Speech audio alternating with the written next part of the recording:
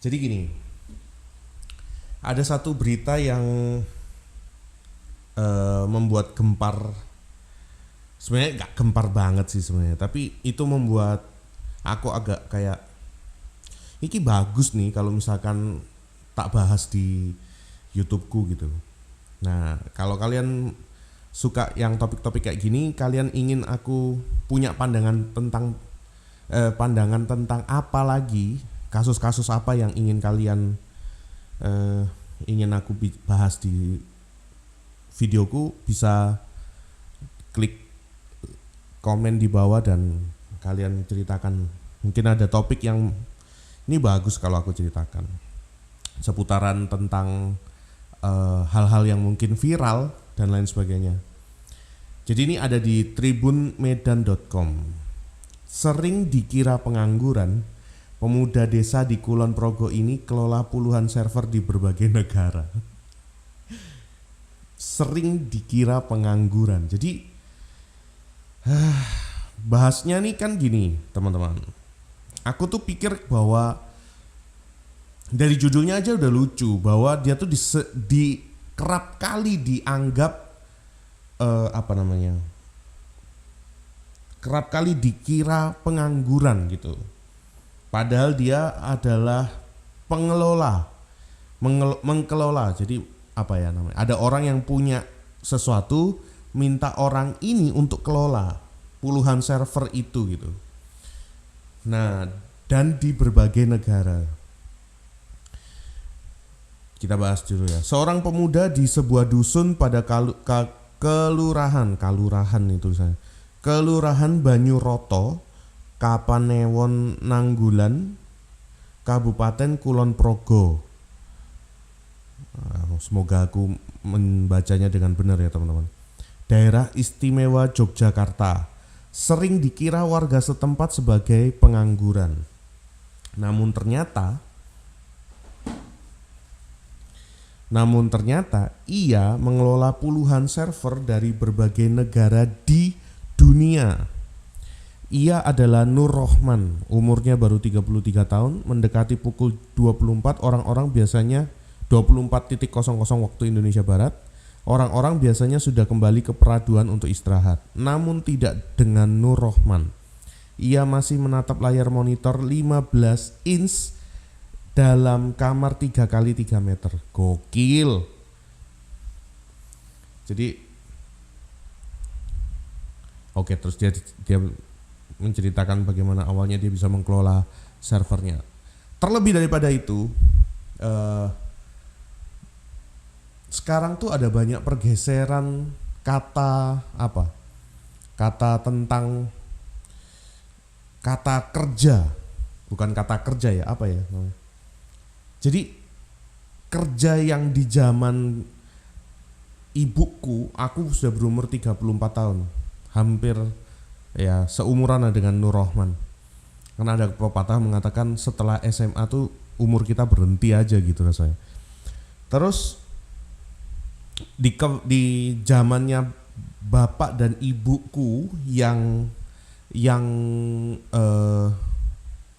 hidup waktu itu, bapak ibuku waktu itu masih kecil, pekerjaan itu adalah ya datang ke kantor, terus mengerjakan pekerjaan yang diminta, setelah itu baru pergi lagi, pulang, terus begitu terus terjadinya, pulang dan aktivitas di rumah dan lain sebagainya.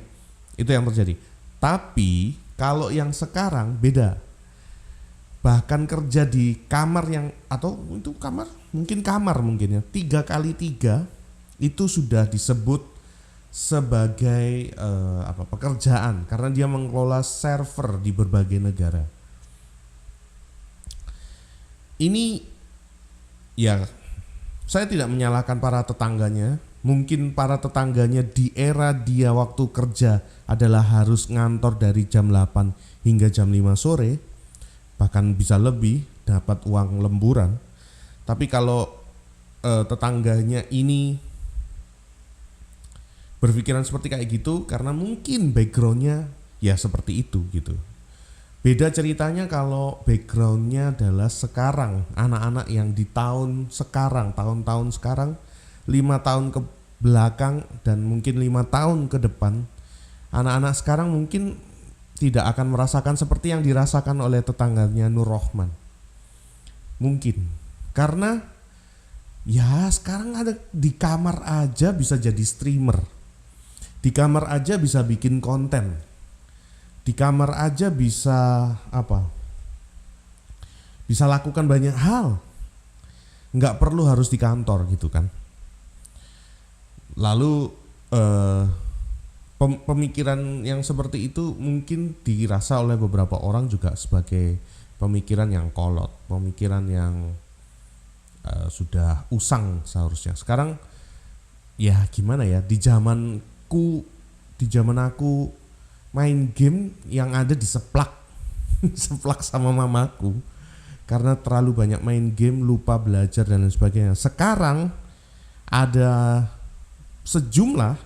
tidak semua, tapi ada sejumlah orang-orang yang kalau misalnya anaknya sudah barang tentu ini orang tua ataupun orang tua yang mengerti anaknya tentang hobi anaknya adalah games, ya ada loh beberapa dari mereka juga membiayai atau memodali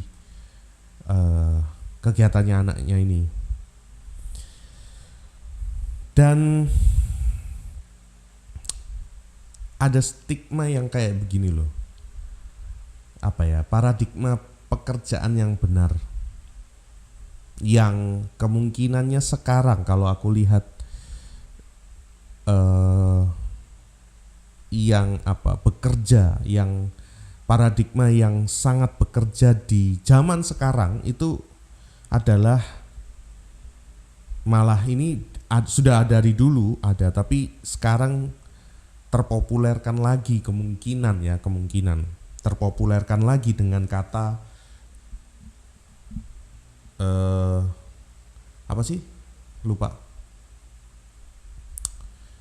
bekerjalah seakan-akan seperti kamu kerja untuk Tuhan. Aku ulangi nih, bekerjalah seperti seakan-akan untuk Tuhan. Kita akan jadi berdebat lebih banyak lagi, emang Tuhan itu ada. Nah itu jadinya debat teologis lagi. Enggak, saya singkirkan kesempatan itu. Saya lebih ke arah kita sama-sama sepakat bahwa ada Tuhan kan. Statement yang tadi itu sebenarnya sangat relevan di zaman sekarang. Loh kok bisa? Iya, karena sebenarnya di zaman lalu pun sangat relevan, tapi tidak banyak orang yang memahami. Sama juga dengan yang di sekarang, sebenarnya sangatlah relevan. Ya relevan setiap waktu sih, dulu sekarang, tapi banyak orang yang nggak mengerti. Banyak yang gini loh, berpikir bahwa aduh kerja nggak usah susah-susah, nggak usah ngoyo, nggak usah terlalu ribet, nggak usah terlalu jadilah pekerjaan itu menyenangkan karena kamu harus bisa membalance antara menyeimbangkan antara kamu kerja dengan pleasure atau kerja dengan healingmu gitu kan. Tapi sebenarnya sepenuhnya benar-benar benar gitu. Tapi kalau statementnya tentang bekerjalah seakan-akan untuk Tuhan, sebenarnya kata seakan-akan itu harus hilang. Kenapa? Gini, modelnya tuh kayak gini loh. Oke, anggaplah ceritanya adalah saya berada di bawah pimpinan di dalam sebuah perusahaan. Saya bekerja di sebuah perusahaan, ada pemimpin saya di situ. Saya bekerja untuk perusahaan ini, betul? Tapi sebenarnya kamu tuh tidak terfokus kerjamu itu untuk siapa. Dalam arti kata gini, kerjamu tuh udah pasti nomor 1 untuk Tuhan. Kok bisa? Let's say, misalkan kalau saya kerja, lalu saya melihat pekerjaan saya ini bisa saya kerjakan seharusnya pekerjaan saya ini adalah jatah pekerjaan seminggu. Saya bisa kerjakan 2 hari saja udah selesai nih. Oke. Lalu yang saya lakukan kalau saya berpikir saya kerja untuk perusahaan, terlalu ngoyo, nanti saya malah mendapatkan tanggung jawab yang lebih besar tapi gaji tetap sedikit. Atau kalau saya kerjakan cepat 2 hari ini selesai, kerjaan yang lain yang mungkin saya akan harus bantu harus bantu rekan kerja kita, kolegaku yang lain yang mana aku nggak begitu ahli. Jadi aku bikin ya udah, karena kena jatah seminggu ya dibuat seminggu, walaupun aku bisa kerjakan 2 hari. Paham ya? Nah, kalau mindsetnya kerja untuk Tuhan, kamu akan kerjakan cuma untuk 2 hari, selesai. Setelah itu akan dapat lagi, ya. Tapi gajiku tetap aja tuh segini-segini aja. Nah, sekarang momennya adalah bukan kerja untuk sebuah perusahaan atau pimpinanmu, tapi cobalah berpikiran mindsetnya kerja. Kata seakan-akan tadi udah hilang kan, aku eliminasi. Kerja untuk Tuhan, tidak seakan-akan untuk Tuhan. Kenapa?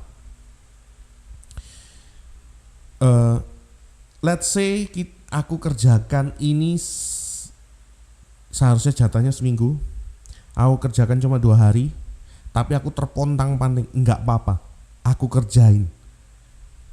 kerjakan karena aku tahu yang aku dipekerjakan oleh Tuhan, dan aku tahu aku bekerja untuk Tuhan.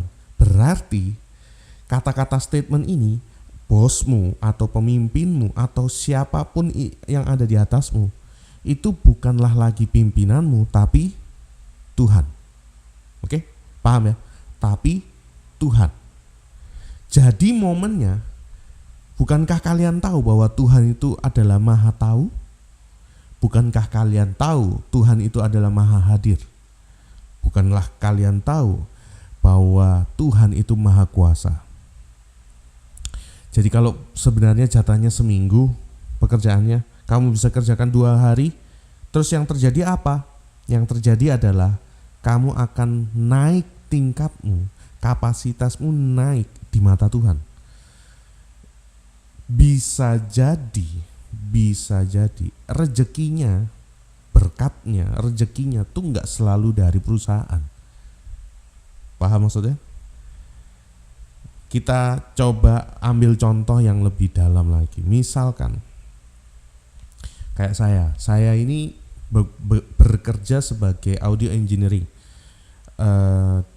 Saya seorang mix yang bisa melakukan mixing mastering. Satu, saya juga mengajar musik piano pop. Saya juga ngajar pujian dan penyembahan, oke? Tapi point of view-nya, titik pandang saya itu udah bukan lagi di siapa saya bekerja atau siapa klien saya, tapi saya bekerja untuk Tuhan. Saya nggak peduli saya mau kerja dengan siapa. Ketika saya dapat kesempatan untuk bisa bekerja, saya akan lakukan seperti untuk Tuhan. Tapi kata seperti harus dieliminasi dong. Hampir salah saya. Kata sepertinya harus dieliminasi. Jadi saya kerja untuk Tuhan. Jadi saya tahu pasti, bos saya tahu bahwa saya sudah berkorban lebih banyak.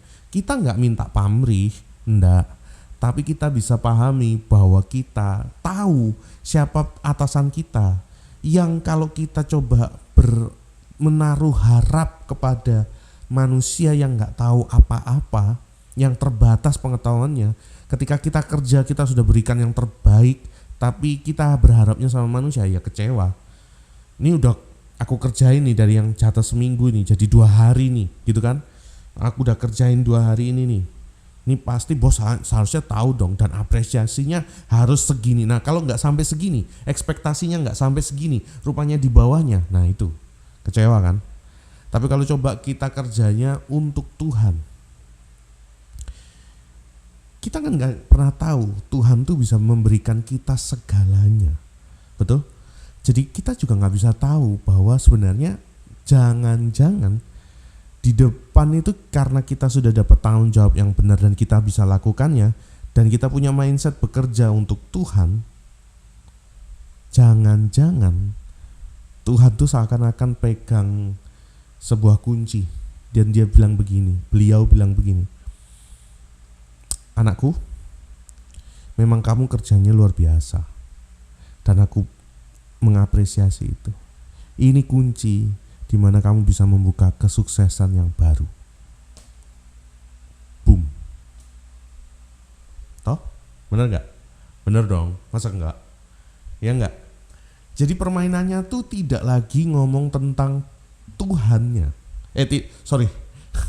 Tidak lagi ngomong kamu kerja untuk siapa, tapi kamu hantam rata. Kerjamu tuh hanya untuk Tuhan. Ketika kamu dapat kesempatan kerja, kerjakanlah untuk Tuhan. Maka Tuhan bisa membukakan tingkap langitnya dan mencurahkan berkatnya, rezekinya nonstop. Nah, mau gimana? Paham? Saya nih, walaupun digaji, fee saya ngajar sedikit, tapi saya kasih fasilitas yang oke untuk murid saya.